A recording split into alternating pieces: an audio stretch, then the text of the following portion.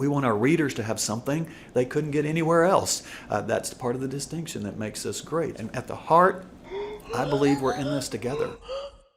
Hey, it's Nate DiSarro, and welcome to Titans of Industry, the podcast where I talk to industry leaders and innovators who are at the top of their game and leading the pack in their fields, uncovering some of the best stories in today's business landscape. In this episode, I sit down with Mitch Bettis, owner and CEO of Arkansas Business Publishing Group based in Little Rock, Arkansas. Mitch talks about how to double down to capitalize on a niche market, the importance of focusing on your mission and purpose to create the most impact, and why in business, only the paranoid survive. Now, as a quick side note, this episode was recorded on March 16th of 2020, which was essentially day one of the economic shutdown due to COVID-19. And although we didn't dive too far into that topic, this conversation represents a very transitional point in the world as we've known it. And now let's get to the episode. But before we do, it's important to know that whether you're a small business owner or the face of a multi-billion-dollar industry, your organization has a great story to tell, and Content Titan wants to help you tell it. We are a digital content creation powerhouse built for the 21st century, providing all-in creative, strategic, production, post-production, and distribution services for a 360-degree, 24/7 world. In our world, Titans are passionate, creative doers.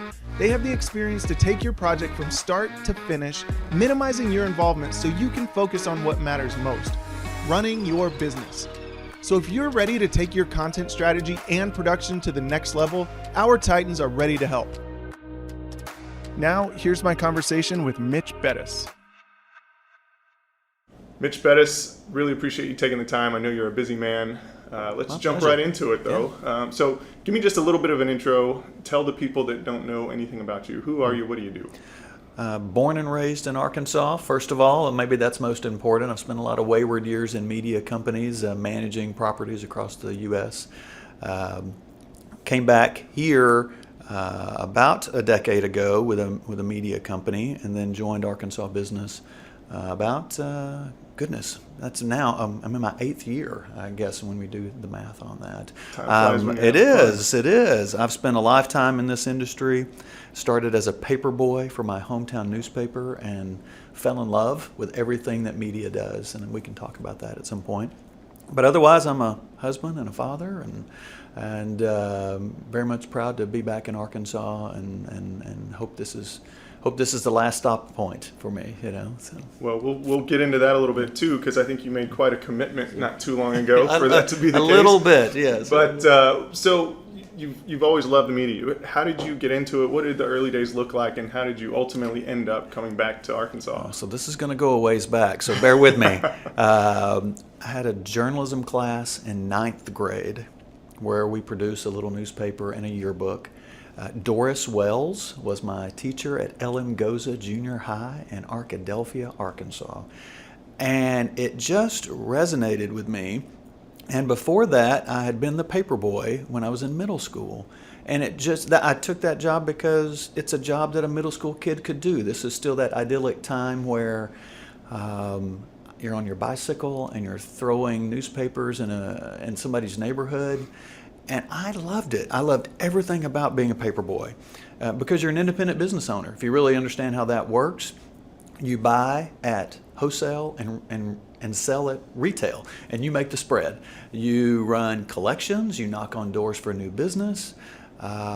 Everything you do, you're an independent contractor, so you're buying supplies like gasoline and rubber bands and whatever you need to do to make your business work. I loved every bit of it, and that led to exploring that in high school and junior high. Fell in love deeper, and I was off and running. I started as a reporter for my hometown newspaper when I was in high school, and that just the different roles in this business began to come available, and I had a chance to really sample a lot of different roles. I've basically done everything in this industry, or my side of the business, except run a press. They never let me touch heavy machinery. They was afraid I was going to kill somebody, probably. But everything else, from photography to layout to design to sales to management to writing to editing, I've had the really pleasure to do, and loved and still love. It's role in our community, the way we have a chance to tell other people's stories and change the arc of their lives and give them something meaningful. I think our world is full of purpose. We get to help small business owners be successful. We get to help readers be successful. We provide an enormous value in terms of what our community needs. So it's fit every stroke for me, and I feel really blessed that in 7th grade fell in love with something and then could be able to take classes and look for experiences and find people who could help me in this industry learn and grow and be better. And so it was a real blessing to find that so early. So I love that. So now here we find ourselves, it's the year 2020 and the state of the industry. Where is your industry? What's going on with it? How's it changed over the last several years? Yeah, well, it's been massive changes, which I know there's some doom and gloom in our industry in general. I think there's no more exciting time to be there than now. And I know it's hard. I know many newspapers are struggling, and we have some in our communities who are facing unique challenges. The television audience has splintered more today than it ever has. An audience is being lost from terrestrial TV into other streaming services. We're watching or listening that radio is having the same challenges with streaming services, and really the traditional audiences are really very different. But this is an incredibly exciting time for us. And I've watched it and lived through it. If we go back really in the 80s, we watched the advent of an internet that nobody knew what to do with. And that's where our world began to change. Typically, media companies are running fairly amazing, even egregiously high profit margins, and audiences are really centralized. But that really changed with two things: the advent of the internet and really this kind of dispersal of information, how we consume content, and really then the corporatization of media. When you have those very large profit margins, it doesn't take long for private equity to begin coming in and seeing the 20, 30, 40% EBITDAs and thinking that's a great investment. Both of those dramatically changed our industry. And so where we are today, those who have adapted well under that model, under that new reality, are doing well. And there are an amazing number of success stories across the country. We have been one of those. We just had our 7th consecutive year of record revenue or profit. It's incredible. Print advertising is at an all-time high. It was an all-time high in 18. It was at again in 19. Our print subscribers are at an all-time high. But our business has really evolved, and I think that's really the measure of change, is that there's a lot of adaptation to what the current market bears. We may be thought of as a print media company here, and I get why people think that. They might see Arkansas Business and the state's business magazine, and you think of print. Or you might pick up a Little Rock Soiree and think of print. Or Arkansas Bride, the state's bridal magazine. Or Greenhead, the duck hunting magazine. And we have about 30 print titles here, so a lot of people think of us as print. But at this point, even with those record print numbers, I think we'll do 53% of our company revenue this year is print, 25% is digital and digital marketing, and another 25% is what we refer to as other, which is a big bucket. Always good to have an other category. For us, we have 3 full-time event directors, and we produce a variety of large-scale events for this state, and that falls into other. We do a variety of custom services. We produce magazines for companies that you would never know that we produce. They hire us to do that. We're the in-house agency for a variety of banks and law firms, and we provide marketing and consulting and design services. So we're able to use the variety of experts we have in this building to help a business be successful in a variety of ways. But I think that's been the big change, is that the disruption that happened 20 years ago, we, as industry, many have struggled to still adapt to that, and you're seeing a lot of fallout from that. But what's exciting is that if you really can make a pivot and you have the customer's interest in mind, we can tap into a lot of skills here that really create diverse revenue streams for us, but really provide a more complete marketing solution for other folks. And so it's pretty exciting. So. It's very exciting. I think it's impressive to see all the titles, like you mentioned, around the state that you guys are part of, and I'm curious, when you look at it from a niche perspective, how do you guys determine we're ready to pivot into this niche, or is it a necessity? Is it a market demand? How do you look at that? So we're a niche publishing company. Even our marketing services is niche, and our events are niche. We do not try to be all things to all people. We're not a mass media company like newspapers have tried to be, and radio has tried to be, and TV has tried to be. And I think they're feeling the pain of trying to be all things to all people. I spent 30 years in the newspaper business. I love the newspaper business, and have tried to be all things to all people. In that we cover the governor when he comes to town, and we cover what's on the lunch menu at the elementary school, right? And everything in between. Here at our publishing group, we're a niche company, and we focus on very specifically affluent, educated decision maker audiences. We know who we're after, and we know who we're not. And I believe that has been a core piece of this company's success for the last 40 years. The owners at the time when they launched this company purposely chose to be something other than mass. At the time, that was crazy. Ludicrous, in fact. But today that is really borne out as an incredibly wise strategic move. And we're watching a lot of these other mass companies develop niches and niche products as a way to try to move into this particular philosophy. But we are in growth mode. And so to your point, how do we make these decisions? We launched 3 new print magazines last year. Most people wouldn't imagine that in this culture. No idea, yeah. We have 2, if not 3, that are going to launch this year.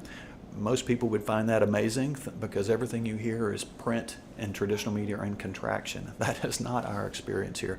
So how do we get there? We look for underserved markets, and that can evolve into a lot of ways. For instance, a couple of years ago, in partnership with the state of Arkansas and the Arkansas Chamber of Commerce and a variety of industry, we launched a workforce development magazine. It's distributed to every 8th, 11th, and 12th grader in the state of Arkansas.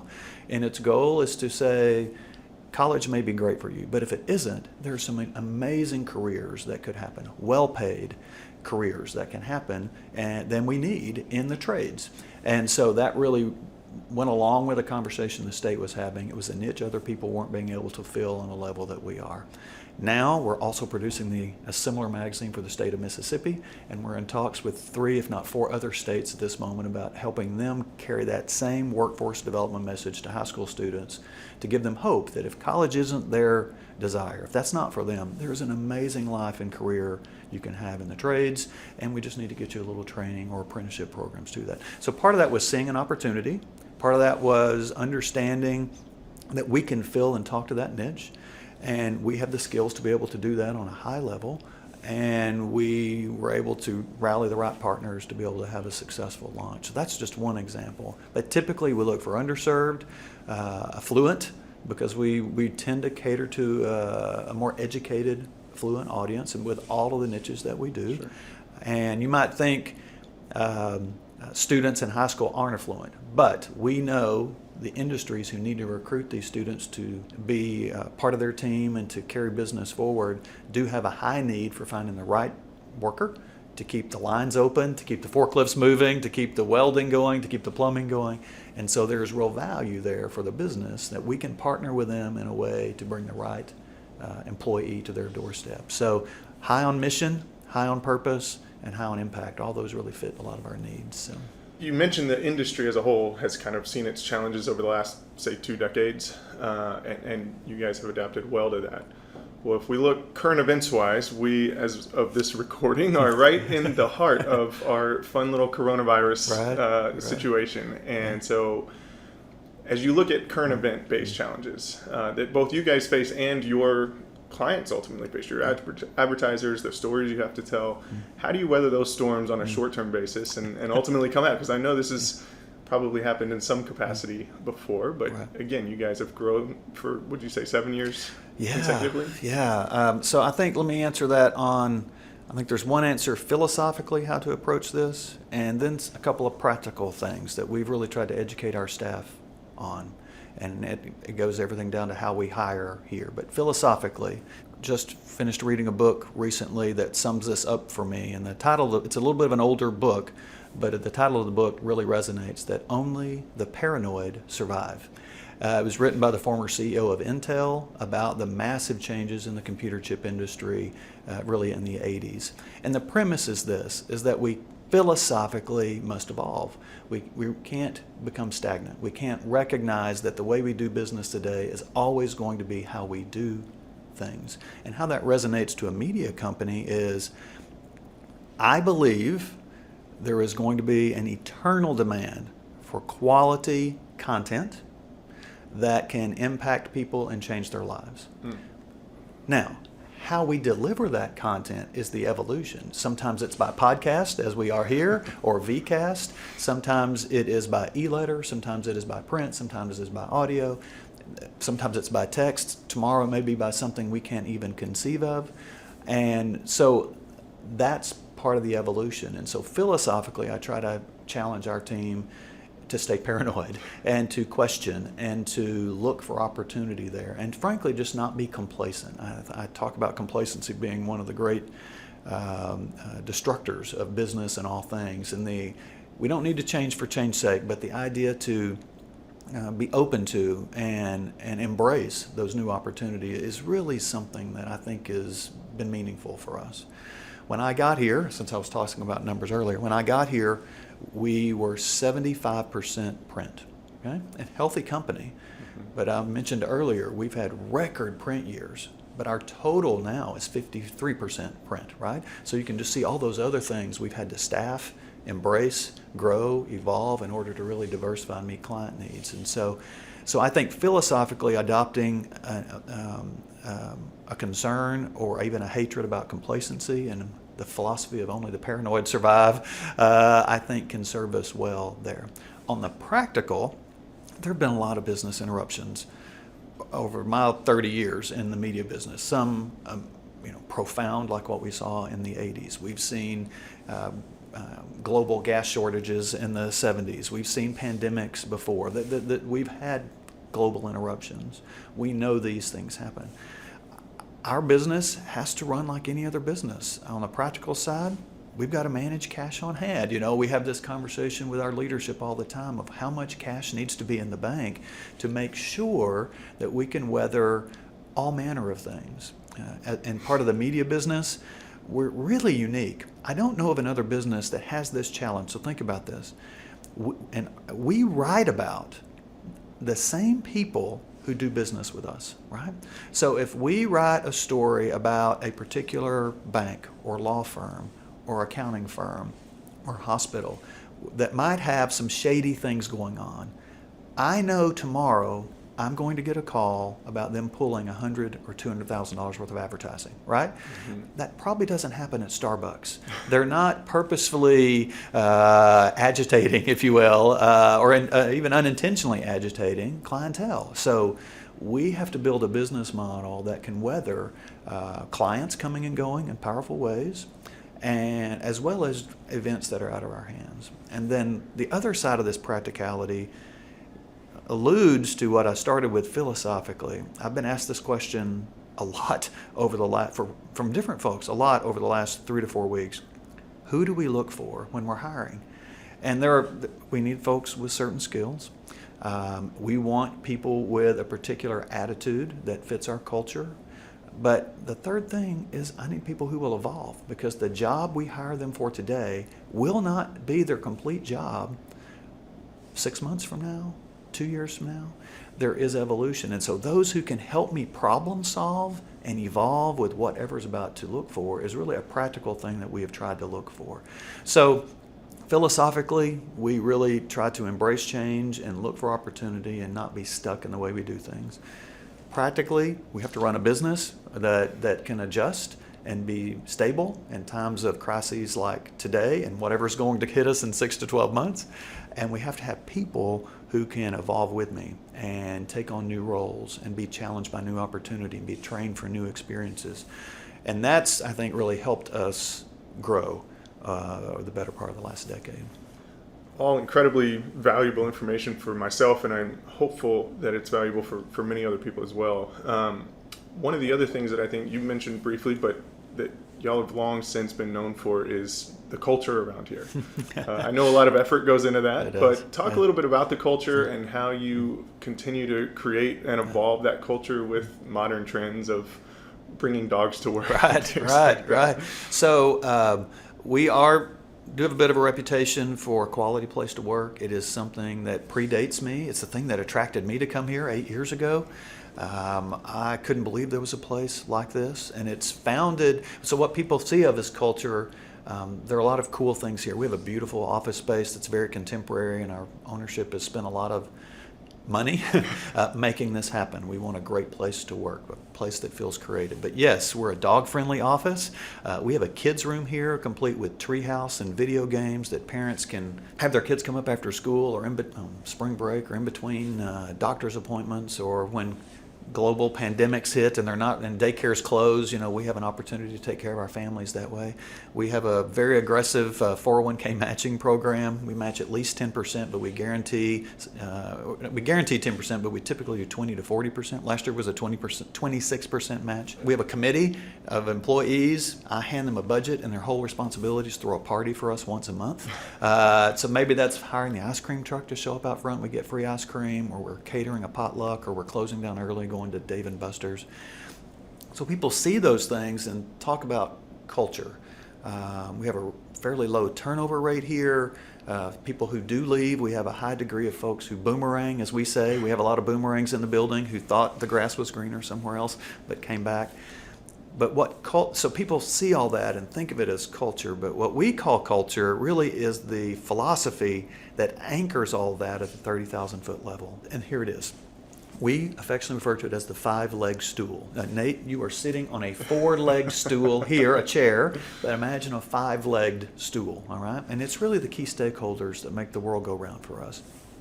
Our employees, our advertisers, our readers, our vendors, and our stockholders. Now, I think if you asked any business, they would say some version of that. Their stakeholders are important, and they would say their employees are important, and all those folks are important. But for us, if we really believe employees are important, we're going to aggressively take care of them at every turn. We're going to give a 26% 401k reimbursement. We're going to find a way to take care of their families. We pay for a counseling service in our building when things get stressed. There's 5, 6, 7 free counseling services anyone can use with a therapist. I mean, how do we take care of that? Now, all that takes money, right? So we have to make sure the dollars are there to do that. We want our advertisers to have this amazingly effective and powerful experience to transform their life, but it takes talent and skills and process and resources to do that. We want our readers to have something they couldn't get anywhere else. That's part of the distinction that makes us great. So we have to go find people who can deliver this unique content, and they're not cheap. We don't hire the first college student off the turnip truck who will work for $25,000 a year. I think one of the last employees we hired on our content team for Arkansas Business had spent the last 15 years as an editor at the New York Times. So we want skilled people who can deliver original and impactful content. Online, offline, at event, in print, it doesn't matter. We're looking for real pros. We want our vendors taken care of. You've done a lot of videos for our company. We want you taken care of. We want to treat you well. We don't try to take you down to the lowest possible nickel. We want to pay you on time. We try to pay every vendor here between 15 and 30 days. If somebody hadn't paid a bill here in 30 days, there's just some other problem. It got lost or there was confusion. But we want our vendors taken care of. We're not trying to take them 30, 60, 90, 120 days as a loan. That's not partnership, right?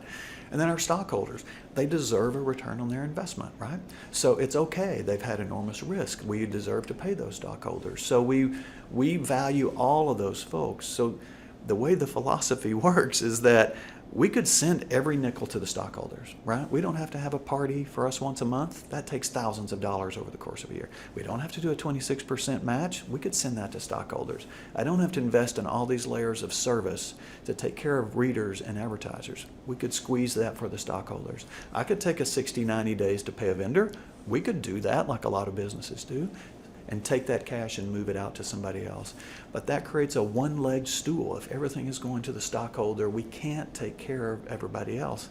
And at the heart, I believe we're in this together. And I anchor that for me with a handful of Bible verses. Ephesians 5:20 says, be subject to one another. If I really care about Nate and his company, and I really care about the employees who are walking by us as we speak now, and if I really care about our readers, I am going to work to take care of them, and they should work to take care of me. We are in this together. Philippians 2:2 and 3, take care of one another. Galatians tells us put others first. That premise really anchors the five-legged stool. And if we are subject to one another, we're not going to send every nickel to the stockholders. And in the same respect, I can't go give my employees $30,000 a year raises, right? We've got vendors to take care of and readers to take care of and stuff. So there really is balance. And the culture starts at the top with us as leaders indoctrinating everybody that there's balance and fairness and everybody's important. And then executing a strategy for each of those five legs on the stool. And therein lies where our culture, I think, is great here. We don't have a one-leg stool, and because we believe we are subject to one another, here to take care of each other and do well by each other. That's probably the most eloquently I've ever heard that answer be put, as well as I can't imagine a business that wouldn't thrive and survive with that mentality. Yeah. So it's no wonder that you guys are continuing this growth path and weathering these storms. Talk about team structure and how you, from a president of the company, organize your leadership team, and then how they ultimately disperse that into the troops on the ground, so to speak. So for better or worse, we have a pretty flat leadership structure here, and sometimes that's great and sometimes that's worse. So I concede there is a short line between a very frontline worker and me, and that is purposeful because it ultimately goes to building trust and clarity and conversation and understanding between what their issues are, so I understand and they understand what my issues are. It really works, but on a practical side, that's often a challenge. So we are structured here in what we would call micro teams. When you look at our employee group, we are broken into smaller teams, and I have leaders of specific divisions. We have a leader in our business division, we have a leader in our web development digital marketing division, we have a leader in our Little Rock soiree division, we have a leader in what we call our consumer publications, and a leader in what we call our business publications. And so those are kind of our top tier core group of 4 or 5 folks that are kind of the key exec team. We have about 11, I have about 11 direct reports total. All of those are the managers who then manage specific teams within that global structure. But the truth is, at the end of the day, between the person who answers the phone, the person who writes that story, the person who is handling AR and accounts payable, there is not a lot of layers between getting to their manager or getting to me. Now, the good news is a lot of communication. One of the challenges for our company, though, is that we're not a company that has, a VP, a senior VP, a global VP. There aren't a lot of obvious ways to move up a corporate ladder that you might at a large publicly traded organization. So that's a trade-off for some folks. That's because a lot of folks want opportunities to grow. They want to change their LinkedIn status, or they want a new business card. They want to feel like they're progressing in their professional life. So that has created a whole other set of opportunities for us to really meet that need, is that how do we help people grow and feel like growth and take on new opportunities? Because of our culture and how we take care of people, our leadership team doesn't turn over that often. So again, that's great. That's allowed for a lot of continuity. We have a lot of momentum. We've talked about that. But I think for a new employee coming in, they also see that this leader has been there 10 years. This leader has been there 15. This leader has been there 27 years. And so is there room for them to move up? So we've had to get really creative about how we give people opportunities, how we carve out new roles, and how does that look like. And so, when you look at your business as a whole, it makes a big impact on the communities it serves. The state of Arkansas, right. The niches that you tell the stories about. Talk a little bit about that impact and how it's shaping culture in a sense, and how these stories, when they get out, they really kind of impact the way people do business, the way families interact. Yeah. So I'm going to give you 2 kind of examples with 2 different products that we produce, and some people might put these on opposite ends of a continuum, but it really is a similar story. I hear this day in and day out for Arkansas Business, which is the state's business magazine, that it is the first thing they read. It is their go-to source, and it helps them bring clarity of what business trends are, and often with some of what some people might call a negative story, who to do business with and who not to do business with. And that is very much part of our role. We've had people tell us that because we did a story on this kind of shady operation over here, they did not do business with them, and it perhaps saved their company. Those are powerful moments when we really get down to it to help people make educated business decisions. And we watch that on a whole lot of levels of the industries we cover on the business side, be that healthcare, law, real estate, tourism. How do we help these business owners, small and large, navigate these tricky waters? And so, but those kind of practical moments when somebody walks up and says, I did business with this person because I felt really confident in them after the way you all have covered them, or I did not do business with them because of this, and it really saved my business now in hindsight. Those are powerful moments. The other side of that continuum may be Arkansas Bride, which is the state's bridal magazine. It's a tremendous franchise for us. But I think it's powerful that we're able to help a family, a new family, craft a day, a moment that is going to be one of the most memorable experiences of their life. So Arkansas Bride might seem fluffy on one side, where we're talking about trends in dresses or veils or tuxes or venues or music or tablescapes or honeymoon locations. Some people might think that's a bit silly on one end. But to help a bride and a family craft a special moment like that, I find fantastic and love being a part of it. And lastly, I mentioned the Workforce Development Pub a minute ago, but we have a publication that goes to every 8th, 11th, and 12th grader in the state of Arkansas, one of which talks to them about it's a fantastic thing to go to college, and here's what opportunities are about going to a 4-year or 2 university in Arkansas. And we have another publication that goes to that same audience that says, college isn't for you. There's an amazing set of opportunities in the trades. Just get a little training or an apprenticeship, and they're here a whole host of opportunities. Within that Workforce Pub, we have talked to students they suddenly feel like they have a purpose, like maybe college wasn't for them. And I had a tremendous college experience, so I'm for 4-year education. But to have some of those students tell us, I felt like that wasn't for me, and I didn't know what else I could do. But they can look at this magazine and see one of their peers in the state being an apprenticeship electrician or a plumber, making $40,000, $50,000, $60,000 a year, and living in rural Arkansas. They can do that. They can go to work for one of our manufacturing companies and have this amazingly effective life and be trained in technology and have a chance to do some of the unique things. There's a great company in Northwest Arkansas that makes parts for Harley Davidson and Ford Mustang, and for students to be able to go, wait, I can go do cool stuff like that and be a part of this innovative manufacturing company. So to hear those stories of young people have their lives changed and their eyes opened, and they can see hope and they can see acceptance, and they don't have to think that a trade job is lesser than because they didn't go to college, because that's not the case. They can see that, touch it, and feel it.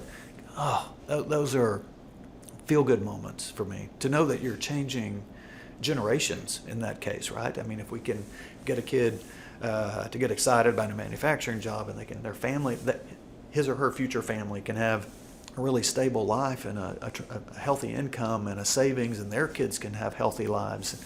It's really powerful stuff, I think. So yeah, you're exactly right, and that's one of the reasons I do what I do, is to be able to tell these stories of people doing amazing things and how it influences and shapes culture and changes the way other people can ultimately get there. And I think there's so much value in that. And I think sometimes people look at the storytelling culture, which is what you do, it's what I do, as something that maybe isn't as important as other industries. And in some regards, okay, maybe I'll take you up on that. But the way that it can shape people's lives, there's no question that without these stories, without these publications, without these distribution channels, you can't impact the world the way that you're able to. And I love to see that.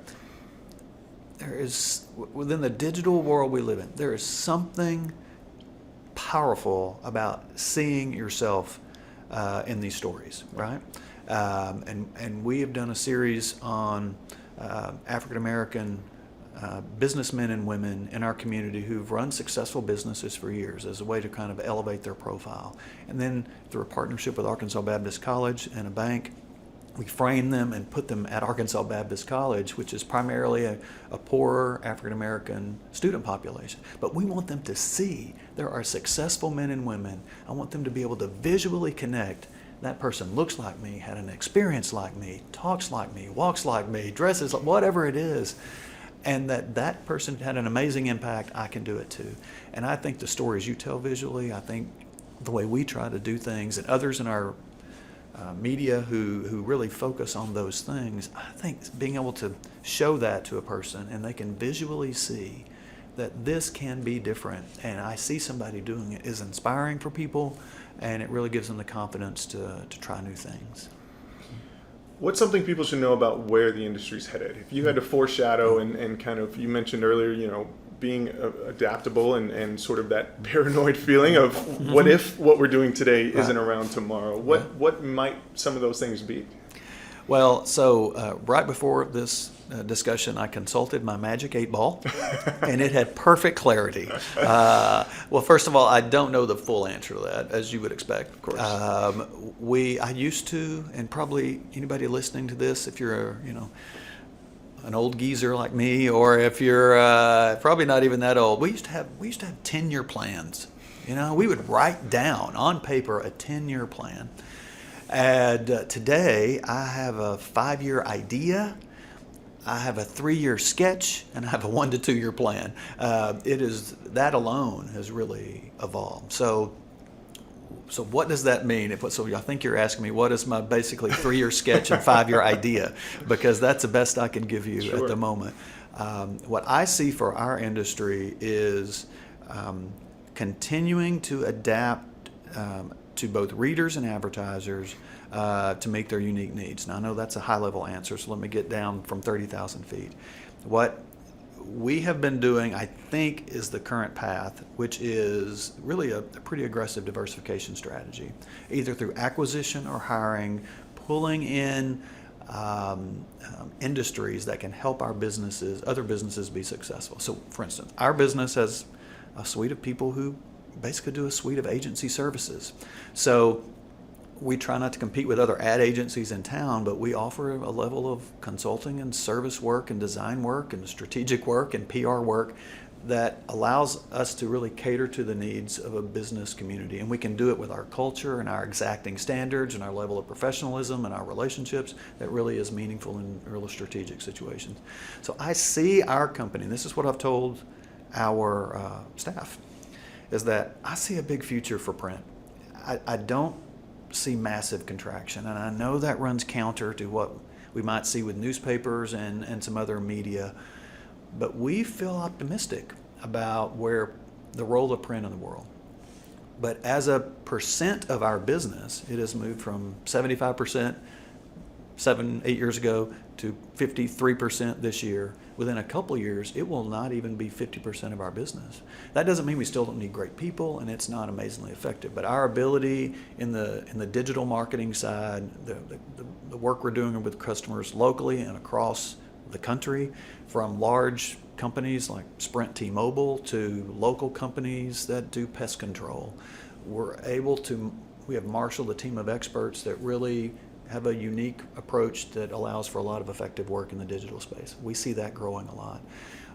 We just hired the third full-time event director. So our events has grown from basically a part-time person 8 years ago to a full-time, a second full-time, and now a third time.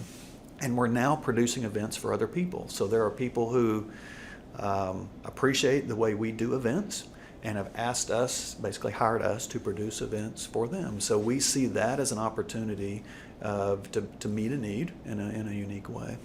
And so we are exploring avenues like that might be, some might call non-traditional, but it really goes to how do we meet a full need of a partner, like a client, and how do we help them do that at a high level.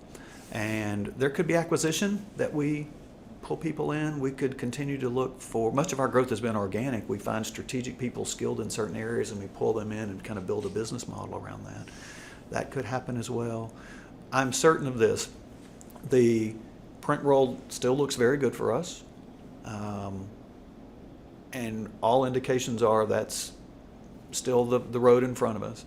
But as a mix of our business, and I think what success is for a mix of a lot of media businesses, is their non-core expertise really provides a lot of strength in the marketplace, and also provides a lot of business stability at the end of the day as we diversify different revenue streams. So, a lot of the future, in my eyes, is experiential based. What's creating a better experience That's for people? right. And I think you hit the nail on the head. It's finding where are people looking for those experiences. How do we cater to those? That's right. And in the print case, often a niche publication is something you want to get an experience out of. That's right. And I think, again, the newspaper industry, we're not necessarily looking for experiences there. We're just looking for information, and I think you provide both. Yeah, good good. information and Good. experiences. I hope that's the case. We take all that seriously. We're in the middle of redesigning a couple of our publications, not because we need to, but because we want to rethink what experience is. So interesting you use that word, because that is a word that's important to us. How do we, with words, craft an experience? How do we, with visual storytelling, craft an experience? How do we do that online? How do we do that offline? How do we do that with an event? How do we do that orally like we're doing today? How do we do that in all of these different manners? It really is, I think, an important and effective tool.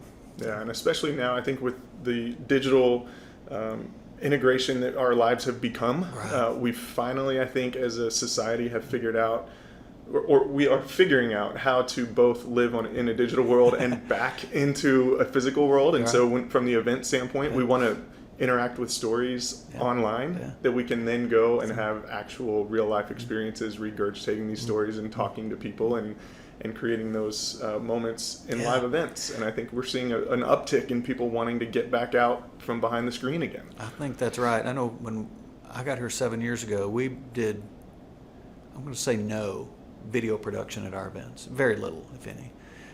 But that has been a key part of our growth, and it really changed the arc of our whole event structure. And it's one of the things I consistently hear as we exit an event, that those videos moved me, inspired me.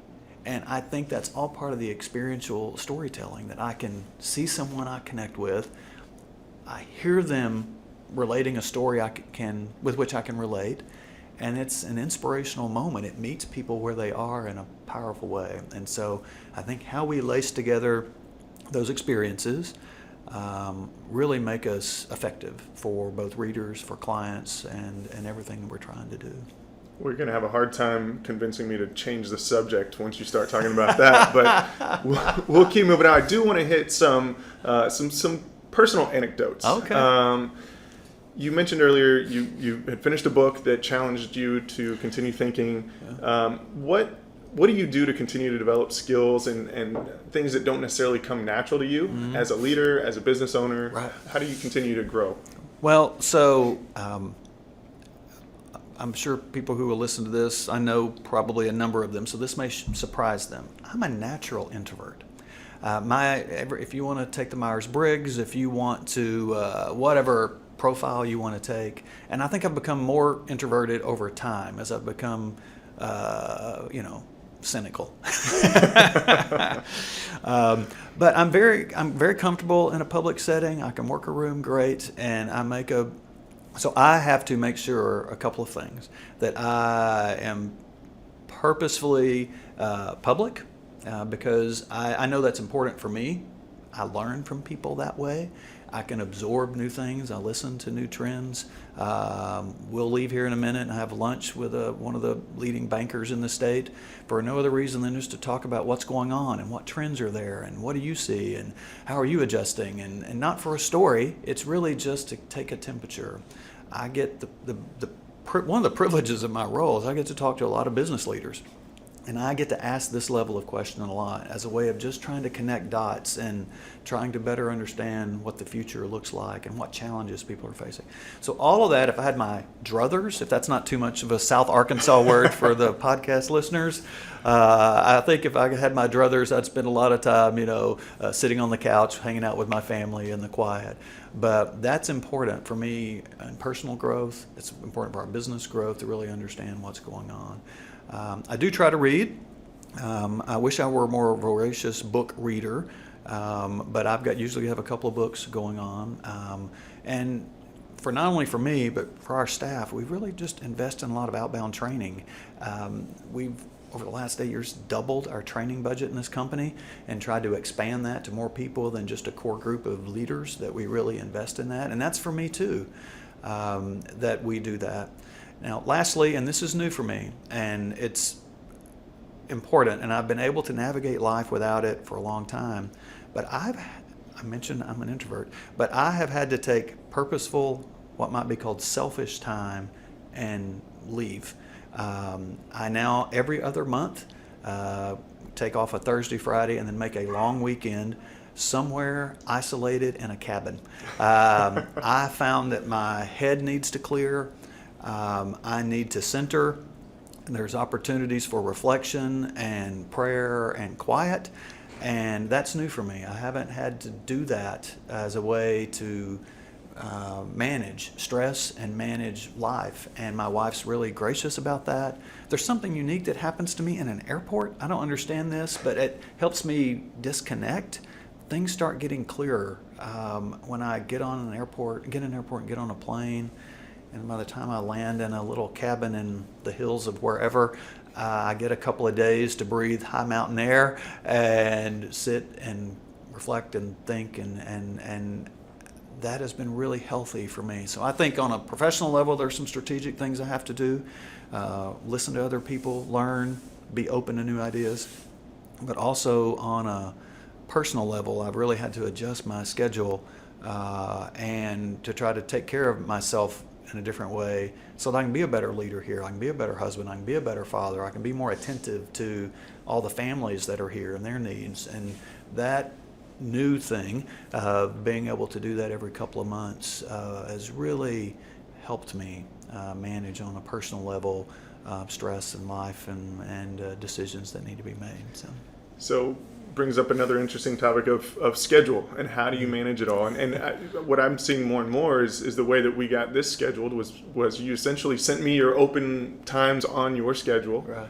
I pick a time and away we go. And so what are some of those productivity methods that you use to get it all done? So the eternal quest for time management is, I think, something we've all struggled with, and I've certainly struggled with, but I have found a happy spot for me in the last 5 or 6 years with yet another version of a way to manage this. And it is rigid calendar management. And it feels really selfish, but I block time for most every task. And I block time for no task at all. 2 days a week from 3 to 6 o'clock, I am working on projects. My door is not open to my staff. I try not to schedule things in that time. It is, I've got to get work done time. I've got to get things moved time. I need time to think and read and consider and ponder. I need that for all of us. And it feels selfish because I told you we have a flat structure in terms of organization. I want my door open. I want anybody to drop by and just tell me about what's going on in their life or celebrate a new victory. They just closed this sale, or we helped this client do this, or this story really had this feedback. But I've had to block time for those quiet moments and really value that in a different way. But then I've gotten to where I schedule tasks. If I have a task that's probably a half an hour, 15 minutes to a half an hour long, it is in my calendar, and so that nobody else gets it. And I leave time for moments like this and emergencies and other people who we can need to get together. But I have adopted a more rigid calendar system, and my assistant helps with that. But to your point, I'll just send you a link and say, here's all the options, let's pick something that works. But really not try to compromise those other blocked times. And that has been pretty meaningful for me. I'm not saying those block times don't sometimes get jiggered, but I'm pretty disciplined at this point about respecting that and understanding its value for me. And literally 2 days a week, 3 to 6, we've got to get things done. After all the week's meetings I'm in and everybody is in, there's got to be some time to do, so that I'm not doing it at 9 o'clock at night and 2 o'clock on a Saturday and 4 o'clock on a Sunday. I've got I've got to have the balance for my family and for me and for my wife and my community and my church. And so to do that required me to be pretty assertive about blocking a schedule and managing things that way. That's been really healthy for me over the last 5 or 6 years. It's new. I mean, I've tried what I think is everything, but that has really been meaningful for me. Who are some of the people, the titans as I like to call them, along the way that have sort of influenced your leadership skills, your ability to grow, your innovative thinking? Well, what's interesting is the chair I'm sitting in today as the owner of this company. I can draw a line to individuals from where I sit now that led me to where I am now from my junior high yearbook instructor. It's really amazing. I did decent work in that junior high class. She referred me to this person. That person then referred me to this person. That person referred me to this person. It's really clear for me how people have touched, impacted, and changed the arc of my life. So there are three that I think we're wanting to talk to here that I might put a bit on a Mount Rushmore, but there's a long line of folks who have been incredibly meaningful in this journey. One is Dr. Bill Downs, who was the communication professor at Ouachita Baptist when I was a student. The way he taught, the trust he put in me, how he prepared us. He was an innovator and an early adopter. For those kids that are listening, I went to Ouachita. When I showed up, that was the first year Macintosh computers, Apple computers. Noted we called them Macintosh at the time. Apple computers were around. They came out in 1984. I showed up in 1986. So he was on the front edge and had put all this new technology in the room and said, I don't know how to use it, but you need to figure it out. And so folks like him, he was an incredibly meaningful person in my life who died just recently. And it was a blessing to really get to know him, not only as professor and advisor and counselor, and sometimes he was the one who kicked me in the butt, to friend and definitely mentor. I would point to a gentleman named Jim Ellsbury, who now about 20 years ago, when I was in a management training program at a newspaper in Kansas, who hired me, who ran me through the ringer. These are 60, 80-hour weeks. This was trial by fire. These were difficult times, as this was the beginning of kind of an internet age where things were really changing, but teaching me not only how to run a business, but how to manage people and how to care for community. And I look back at him and still say words that he says and value things that he has taught. And I'm grateful that those paths crossed. When he left that company, he hired me at a future company, so we had a chance to work together on a number of levels and completely value what he has done. And lastly, and this isn't meant to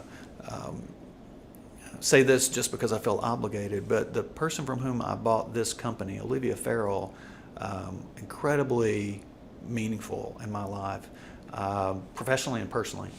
So she was one of the folks who helped start this company 30, 40 years ago, really set the tone for culture and operations in this company. And it really was the first time I've been at a place, and I've worked for publicly traded media companies to owning my own and locally owned companies. I've run the gamut there. It was the first place I felt there was an environment that fit my value system, and I think that was really instrumental to me. And then watching her, how she cared for people, how she laid the framework for five-leg stool, how she taught me balance, and how she demonstrated how much we need each other. And her skills and my skills were really some similar, but really opposite. She completed me in a lot of ways, and to watch her leadership and to watch how her compassionate heart and all the things she did in this community to really move it forward, I find inspiring. And so when I'm asked the Mount Rushmore question for me, those are three of the people who usually rise to the top, because those were dramatic moments in my life. Clearly, she and the former ownership group sold to me here. They worked hard to make that happen, and she's still a trusted advisor. I meet with her every other week because I need a counseling therapy session with her. She's great to bounce ideas off. She sees things in beautiful ways. And so I think having those folks that can anchor you, can challenge you, can contradict you, and do it in a way that you know they love you, have your best interest at heart. I think all three of those people did that for me. And I think when I look back, I think therein lies a lot of the value, I think, in those relationships. And so completely appreciative for all three of those people. I can only speak to Olivia Farrell in this capacity, but I think anybody would be lucky to have her as a mentor, and knowing her story the way I do and what she's done for this community over the last 30 years, 35 years, powerful, maybe more, has certainly made a big impact, a big influence on a lot of people, and I'm sure you most of all. But okay, a few quick hit questions to wrap things up. Bring it. You mentioned you just finished a book, but what is your favorite book or the latest book you've read that's made an impact? So favorite book, I try to read once a year. I encourage everybody to read it. It's Lincoln on Leadership. It is a small book.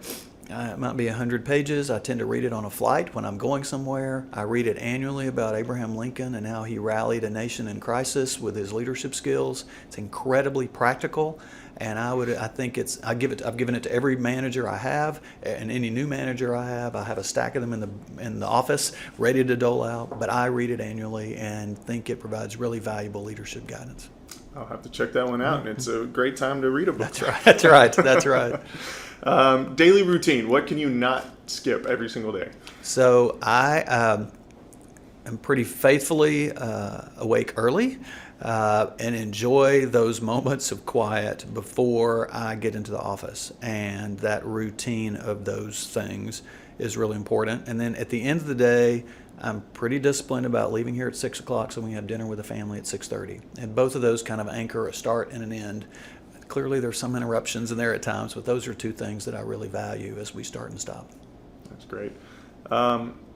Best piece of advice you've ever given or received? Well, oh man, that is a great one.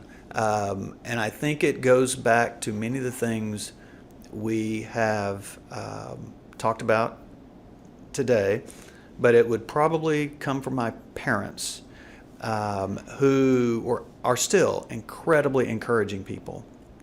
They will call me, I'm 52 years old. They still call me and tell me, I think you're doing a great job. I just want you to know I really appreciated what you said the other day. I think you did this great thing with your kids. Just kind of gushing praise. And I think that kind of encouragement and feedback and attention was really demonstrated the kind of advice that I hope I've heard. I think that's important. We do this in this office. People want to be recognized. They want to know that they've been seen and heard and understood. And I think if I can live out my parents' example there, that is the best advice. And they lived it out. And I have a reminder on my computer. This is embarrassing. But now you're getting a real glimpse, because I'm not naturally good at that. Right? I actually am wired to, it's their job, they ought to be happy with it. That's my wiring. But I have a little sticky on my computer that reminds me every day, go find somebody and tell them that they did a good job here or there. An authentic moment, create an authentic moment. But I really value that, and I love the example my parents set. And though I'm not just wired to gush that way, that I have a reminder, because I think that is so important, that we let people know what they're doing is valuable, that I appreciate them, I'm excited they're on this team, and know that they're contributing in a meaningful way. I love that. If you could write a book, yes, what would it be titled? Well, since Only the Paranoid Survive is already taken, I have... I don't want to get all Jesus-y on you here, but I've often thought if there is a spiritual autobiography, I would call it Prone to Wander. There's a great hymn that uses that phrase, and I think it speaks to our natural tendency to be selfish. And so I think both in leadership and life and fatherhood and husbandhood. Is that a word? I think there would be a theme along there to remember to put others first, and that the greatest joy is seeing others be successful and grow and find fulfillment. And the less we can kind of wallow, I think, in our own moment, our own self-pity, and ebb toward a sense of gratitude and appreciation for others, I think there's a book in there somewhere for me that I would want to say some version of that. So, hey, I love it. So going in the complete opposite direction, favorite music or musician? Yes, well, that is a really diverse thing. But, my son, 17, loves old music, and the podcast can't see me putting that in quotes, Exactly, but basically yeah. that's my music, 70s and 80s music, right? So we've been able to lately, we've been to Chicago to see Billy Joel at Wrigley Field. We went to Las Vegas to see Queen. We went to Los Angeles to see Paul McCartney. We're hoping we get to see Elton John here in Little Rock in a few months if the world calms down a little bit. But I love everything from probably, Chris Stapleton to the Beatles.